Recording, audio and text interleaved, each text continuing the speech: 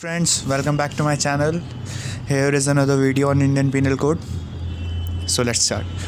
वैसे तो चैप्टर 3 आज हमारा होने वाला है इस वीडियो में, बट चैप्टर 3 के सेक्शन इंक्लूड करता है सेक्शन 53 से 75 तक। लेकिन आज इस वीडियो में हम सिर्फ 62 तक ही कवर करेंगे, क्योंकि अगर एग्जैक्ट पूरा 53 से लेकर 75 तक के बारे में बताऊँगा तो वीडियो बहुत लंबी हो जाएगी और बोरिंग भी लगने लगेगी आप लोगों को। सो हम सिर्फ सेक्शन 53 से 62 तक आज करेंगे। So section 53, the punishment to which offenders are liable under the provision of this codes are: first, death sentence; second, imprisonment for life; second, type of imprisonment, rigorous का मीनिंग होता है that is with hard labor, कि मतलब उनसे चक्की पिचवाई जा सकती है, लकड़ियों का कारपेंट्री का काम करवाया जा सकता है। रिगरस इम्प्रिजनमेंट हम उसे कहते हैं। सिंपल इम्प्रिजनमेंट ये है कि वो सिंपल आपको उठा के जेल में डाल देंगे, you are behind bars simply. Forfeiture of property, कि उसने कुछ ऐसा किसी का नुकसान कराया हो, कुछ भी हो सकता है, तो उसकी प्रॉपर्टी को फॉरफिट कर लिया जाएगा, मतलब जब्त कर लिया जाएगा, या सिंपल उसे फ़ाइन दे दिया जाएगा। सिंपल सेक्शन 53 सिर्फ इतना बताता है कि कौन कौन सी सज़ा हैं और क्या क्या दिया जा सकता है और किस टाइप से दिया जा सकता है। सो नेक्स्ट सेक्शन आता है section 53A, construction of the reference to transportation. Subject to the provisions of subsection 2 and subsection 3, any reference to the transportation of life in any other law form of the time being in force or in any instrument or order have effect by the virtue of any such law of any enactment repealed shall be construed as reference to imprisonment for life। इस paragraph वैसे बहुत ही technical language में है, क्योंकि bare act से लिया गया है। इसका सिंपल मीनिंग है, आप लोग भी सोच रहे क्या बोल दिया, समझ में कुछ नहीं आया सर के ऊपर से। इसका सिंपल सा इतना सा ही मीनिंग है कि जहाँ कहीं भी ट्रांसपोर्टेशन वर्ड यूज़ हुआ होगा कि ट्रांसपोर्टेशन फॉर लाइफ, उसे रेपेल कर दिया गया है कि अब उसे नहीं माना जाता है, या कहीं भी जहाँ वो ट्रांसपोर्टेशन लिखा होगा वहाँ पे कंसीडर करा जाएगा ये, that is imprisonment for life. मतलब ऑटोमेटिकली उसे ये बोलेंगे कि अगर जैसे किसी को बोलते हैं कि ट्रांसपोर्टेशन ऑफ लाइफ की सज़ा हुई है, मतलब that is imprisonment of life की सज़ा हुई है। यहाँ पे एक वर्ड था दोस्तों, रेपेल्ड, जिसे हम बोलते हैं रेपेल्ड। इसका मतलब है to officially cancel a law, मतलब एक कानून को ऑफिशियली रद्द कर देना। In every case in which a sentence of transportation for a term has been passed before the commencement of the Code of the Criminal Procedure Amendment Act 1955, 26 of 1955, the offender shall be dealt with in the same manner as if sentences to a rigorous imprisonment for the same term. Any reference to transportation for a short term or a term to transportation for any shorter term by whatever the name called in any other law for the time being in force shall be deemed to have been omitted. Any reference to transportation or in any other law for the time being in force shall be first, if the expression means transportation of life, be construed as the reference to be imprisonment for life. If the expression means the transportation for any other shorter term, be deemed to have been omitted। देखो वैसे बहुत technical language में लिखा हुआ है इसमें, but मैं आपको सिंपल शब्दों में बता दूं, इसका मतलब सिर्फ इतना ही है कि इस पूरे 53A का इतना कुछ खास इंपॉर्टेंट नहीं है, बट फिर भी ठीक है, होना चाहिए नॉलेज में। इसका सिंपल सा मीनिंग, आप इतनी टेक्निकल लैंग्वेज में मत जाओ, ये मैंने लिखी है बेयर एक्ट से, जो स्टूडेंट्स नोट्स बनाते हैं उनके लिए स्पेशली। आप इनको पढ़ोगे तो आपके लिए फ़ायदे ही रहेंगे पूरे। सिर्फ इसका पूरे एक्ट का ये मतलब है कि जहाँ जहाँ ट्रांसपोर्टेशन शब्द बेसिकली यूज़ हुआ होगा उसे रिप्लेस करके इम्प्रिजनमेंट वर्ड को लाया गया है। पूरे उसमें यही लिखा है। पूरी टेक्निकल भाषा समझाऊंगा, बोरियत लगेगी वीडियो में और कुछ नहीं होगा, यू फील बोर्ड। इसलिए नेक्स्ट पेज पे चलते हैं without any wastage of time. So here is section 54, computation of sentence of death। In every case in which sentence of death shall have been passed, the appropriate government may, without the consent of the offender, commute the punishment for any other punishment provided by this code।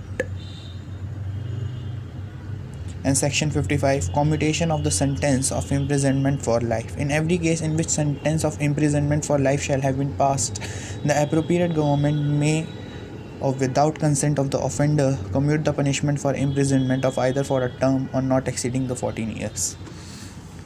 ये दोनों ही आपस में link हैं, इसलिए मैंने बिना पहले explain करे दोनों को बता दिया। अब सिंपल से एक बात समझिए मेरी, जैसे competition of sentence of death, मतलब किसी ने किसी का खून कर दिया और उसे फांसी की सज़ा दी जाती है। डेथ की सज़ा हमारे में इंडियन पीनल कोड में उसी को बोलते हैं कि फांसी की उसे सज़ा दी जा रही है, ठीक है।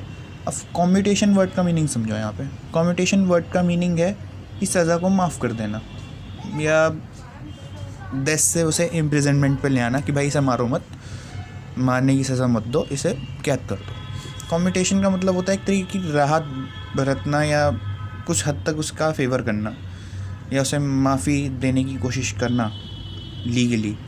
अगर आप लोगों ने कॉन्स्टिट्यूशन पढ़ा हो कि जैसे अगर किसी का सेशन कोर्ट पे भी फांसी की सज़ा हो गई, हाई कोर्ट पे भी फांसी की सज़ा हो गई, सुप्रीम कोर्ट तक ने भी उसे फांसी की सज़ा दे दी, तो हमारे कॉन्स्टिट्यूशन में सिर्फ एक है प्रेसिडेंट हमारे, जिनको पूरा राइट है, उनकी पावर्स हैं कि वो किसी की इम्प्रिजनमेंट को कैंसिल कर सकते हैं, किसी की डेथ को रोक सकते हैं। सेंटेंस ऑफ डेथ रिवर्स करने की पावर सिर्फ देश में प्राइम मिनिस्टर के पास है, प्रेसिडेंट के पास है, सॉरी, सिर्फ प्रेसिडेंट है जो उसे रिवर्स कर सकते हैं या उसे कैंसिल कर सकते हैं। ऐसे ही सेम ये है competition of sentence of imprisonment of life. किसी से अगर किसी को किसी केस के तहत इम्प्रिजनमेंट फॉर लाइफ दी गई है, ठीक है, और गवर्नमेंट बगैर उसके कंसर्न करे उससे ऑफेंडर से, वैसे इस बात का कोई मतलब नहीं बनता, उसके लिए तो अच्छी बात है, बट एक है लैंग्वेज लिखी हुई है तो वो उसे बोलना पड़ेगा, बिना उससे कंसीडर करे हुए पनिशमेंट उसकी कम कर सकती है। बट ये है कि 14 साल से बढ़ के ना जाए, ऐसा ना हो कि जी सरकार कहते कि 20 साल की सज़ा दे दो, जी नहीं, ऐसा नहीं होगा। कि टर्म में लिखी हुई है नॉट एक्सीडिंग 14 ईयर्स, कि मतलब 14 साल से ज़्यादा नहीं हो सकती, उससे कम हो जाए वो एक बात अलग है, लेकिन उससे ज़्यादा नहीं होगी। सेक्शन 57, इसका सिंपल सा एक मीनिंग था कि means to calculate the time period. Section 511 of the IPC उसके साथ डील भी करता है कि क्या पनिशमेंट में अगर वो कुछ बाय चांस कुछ अगर हमें टाइम फ्रेम या कम करना हो तो वो उससे डील करता है। सिर्फ ये इतना कुछ इंपॉर्टेंट लगा नहीं मुझे, इसलिए मैं इसे एक्सप्लेन नहीं कर रहा हूँ। आप लोग अपना बेयर एक्ट पढ़ेंगे तो जब आप लोगों को समझ में आ जाएगा। So here is section 60, sentence में be in certain cases of imprisonment wholly और पार्शली रिग्रेस और सिंपल। रिग्रेस का मतलब आप लोग समझा दिया था मैंने, कि मतलब पूरा हार्ड लेबर कराया जाएगा उस जेल के अंदर, कारपेंटरी कराई जा सकती है, चक्की पिसवाया जा सकता है, कुछ भी हो सकता है, वो उन पे डिपेंड करता है वो आपसे क्या कराते हैं। और सिंपल जस्ट वो आपको जेल में डाल देंगे और उसका कोई मतलब नहीं होगा। In every case in which offender is punishable with the imprisonment which may be of either description, it shall may be competent to the court which sentences such offender to direct in the sentence that if the imprisonment shall be wrongly or rigorous, or that such imprisonment shall be wholly or simple, or that any part of such imprisonment shall be rigorous or less simple। इसका simple मतलब यही है कि अगर किसी को सज़ा दी गई है, या तो वो होली मतलब सारी की सारी रिगरस हो सकती है, या फिर सारी की सारी सिंपल हो सकती है। रिगरस इम्प्रिजनमेंट है कि जैसे मान लीजिए 5 साल की सज़ा हुई हो, पूरी रिगरस इम्प्रिजनमेंट है, तो उसके बीच में वो पूरा आपसे पूरे 5 के 5 साल आपसे पूरा काम करवाएंगे, चाहे वो कुर्सी बनवाएं, टेबल बनवाएं या आपसे चक्की पिसवाएं, लेकिन उस बात की आपको वेजेस दिए जाते हैं, पैसे दिए जाते हैं उस काम के, कि जब भी आपकी सज़ा पूरी होगी उतना पैसा जितना आपने वहाँ काम किया होगा वो आपको मिलेगा। सिंपल इम्प्रिजनमेंट है कि सिर्फ 5 साल आपको जेल में रहना है, कुछ नहीं करना, सिंपल आप जेल में रहोगे, कि सिर्फ बार्स के पीछे रहना है, बिहाइंड द बार्स, और कोई मतलब नहीं है इस चीज़ का, ठीक है। हाँ, पार्ट में भी हो सकती है कि 25%, जैसे मान लीजिए किसी को 5 साल की सज़ा हुई है तो उसमें से 2 साल उसकी रिगरस है और 3 साल सिंपल है, या उल्टा भी हो सकता है कि 2.5 साल 3 साल सिंपल है और 2 साल रिगरस है। एंड मैं आपको ये भी बताना चाहूँगा कि हमारी तरफ से ये सेक्शन 60 तो कवर हो गया है, इसमें मैंने कुछ सेक्शंस को कवर नहीं किया है, वो है हमारे section number 56, 58, 59 and 61 and 62। Guys ये वो सेक्शन है जो रेपेल कर दिए गए हैं। रेपेल का मतलब मैंने आप लोगों को पीछे ही बताया था, to officially cancel the law, इसलिए उनका बताने का कोई मतलब नहीं था, और शायद वो बेयर एक्ट से भी अब हट चुके होंगे जो लेटेस्ट एडिशन आया होगा, सिर्फ उसका कोई इतना खास मतलब नहीं बनता, फिर भी आप उन्हें एक बार देख लीजिएगा, ठीक है। सो नेक्स्ट वीडियो में जल्दी मिलते हैं आपसे। Please like, comment and subscribe my channel. Thank you.